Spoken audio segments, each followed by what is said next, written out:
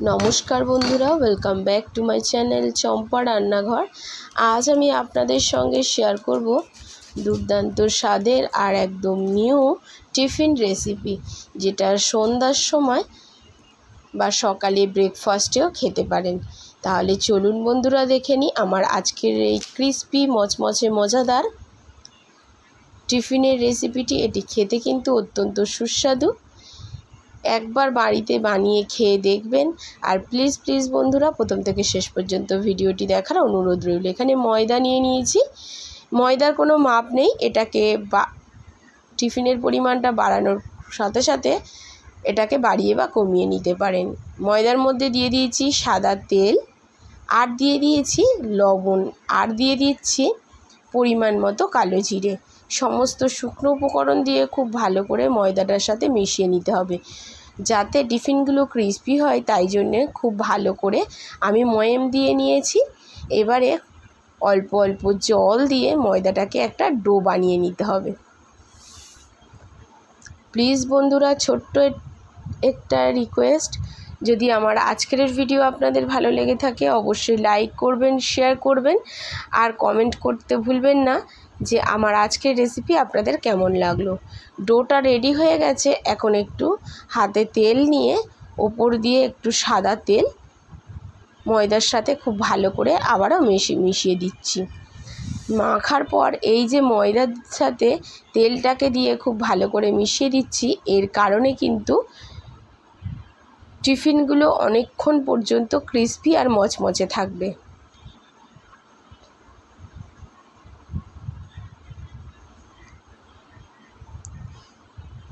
এবারে এই ময়দার ডোটাকে আমি আলাদা জায়গায় সরিয়ে রাখবো।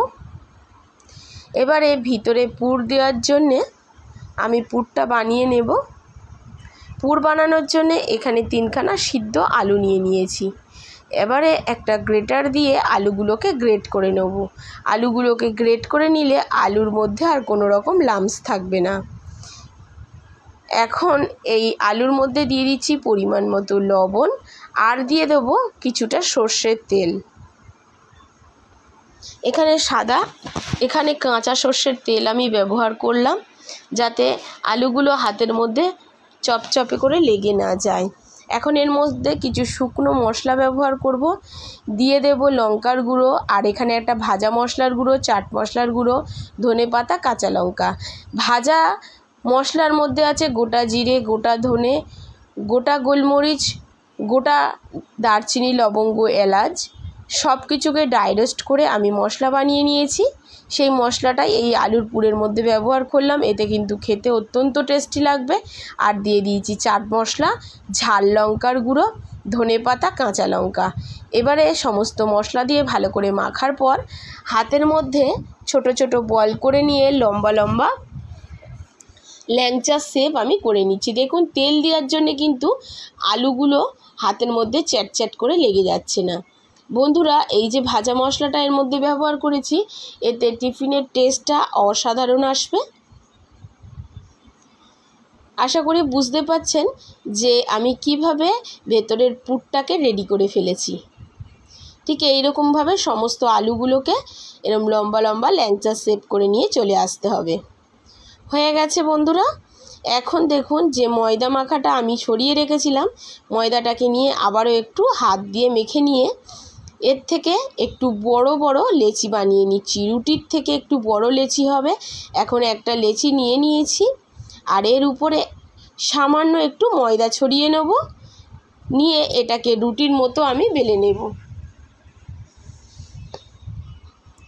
তবে রুটির থেকে এর থিকনেসটা একটু মোটা হবে। কেমন মোটা হবে আমি আপনাদেরকে দেখিয়ে দিচ্ছি। ঠিক সেইভাবে বানিয়ে ফেলতে হবে। আর কালো জিরে গুঁড়ো দেওয়ার জন্যে টিফিনের টেস্টটা অসাধারণ আসবে। এবার একটা দেখুন চাকু দিয়ে সাইডটা একটু কেটে দিচ্ছি। তারপরে দেখুন 4 ভাগ করে নিচ্ছি, আর মধ্যিখানের যে 2 ভাগ আছে এই 2 ভাগ কিন্তু আমার কাজে লাগবে। এবার একটা আলুর পুর নিয়ে ভিতরে দিয়ে ময়দাটাকে ময়দার রুটিটাকে ওপরে দিয়ে খুব ভালো করে একটা রোল করে নিচ্ছি। আর এই রোলটা কিন্তু একটু টাইট করতে হবে।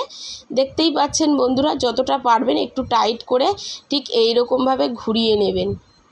দেখুন রোল হয়ে গেছে। এখন এই যে শেষ অংশে একটু জল দিয়ে নিচ্ছি, নিয়ে আবারও এটাকে মুড়িয়ে দিচ্ছি যাতে খুলে না যায় ভাজার সময়। দেখতেই পেলেন বন্ধুরা, আরও একটা বানিয়ে আপনাদেরকে দেখিয়ে দিচ্ছি রোল করাটা।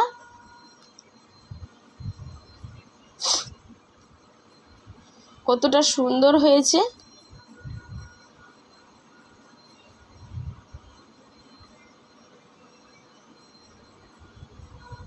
এটাকে আলাদা প্লেটে তুলে রাখলাম। এবারে আরও একটা রোল আমি বানিয়ে নেব। আর সাইডের যে দু সাইডের যে টুকরো দুটো আছে এটাকে ফেলবো না, এগুলোকে রেখে দিয়ে আবারও এর থেকে ঠিক এইরকমভাবে বেলে নিয়ে রোল করে নেব। এবার দেখুন সব শেষে আমি দিয়ে দেবো একটু জল, দিয়ে এটাকে আবারও রোল বানিয়ে নেব।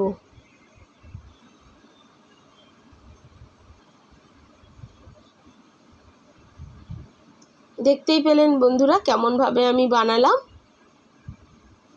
সমস্তগুলো রোল ঠিক এইভাবে বানিয়ে নিয়ে আমি ফিরে আসছি।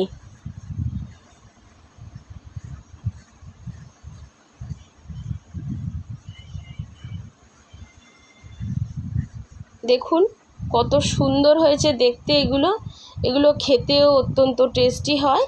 আর সমস্তগুলো বানানো আমার রেডি হয়ে গেছে। এখন আগে থেকে কড়াইতে তেল বসিয়ে দিয়েছি, তেলটা গরমও হয়ে গেছে।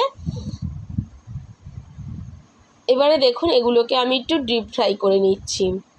আর এগুলো মিডিয়াম ফ্লেমে বন্ধুরা আস্তে আস্তে ভাজতে হবে, নাহলে ভিতরে আলুর পুর কিন্তু দু সাইড দিয়ে পুড়ে যাবে। অবশ্যই এগুলোকে মিডিয়াম ফ্লেমে ভেজে ফেলবেন।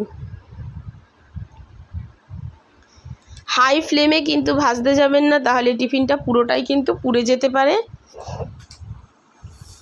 আর ক্রিস্পিও হবে না, ভিতরটা ভালো ভাজা হবে না হাই ফ্লেমে ভাজলে। মিডিয়াম ফ্লেমে ভাজতে হবে। আর উপর দিয়ে একটু এরকমভাবে তেল তুলে তুলে দিতে হবে যাতে উপরটাও সুন্দরভাবে ভাজা হয়ে যায়।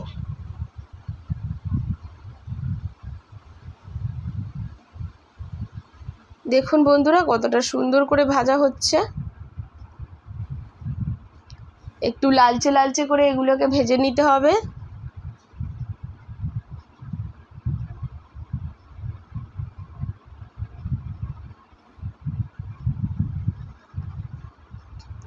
ভাজার সময় একটু আলুর পুর কিন্তু বেরিয়ে যাবে না, ঠিক এই রকম একটু লালচে লালচে করে একটু বেশি করে লালচে করে ভাজলেই কিন্তু মিডিয়াম ফ্লেমে এগুলো বেশ কচমচে আর মচমচে হবে। এবারে দেখুন এগুলো ভাজা হয়ে গেছে, আমি এবারে তুলে নিচ্ছি। আওয়াজটা শুনে বুঝতে পারছেন কতটা মচমচে হয়েছে। আশা করি আমার আজকের এই টিফিনের রেসিপি আপনাদের ভালো লেগেছে। যদি ভালো লাগে অবশ্যই লাইক করবেন, শেয়ার করবেন, আর প্লিজ বন্ধুরা কমেন্ট করতে ভুলবেন না আপনি কোথা থেকে দেখছেন আর নেক্সট আপনি কি ভিডিও দেখতে চান। এতক্ষণ ধরে ভিডিওটির সঙ্গে থাকার জন্য অসংখ্য ধন্যবাদ। সুস্থ থাকবেন, ভালো থাকবেন। আবারও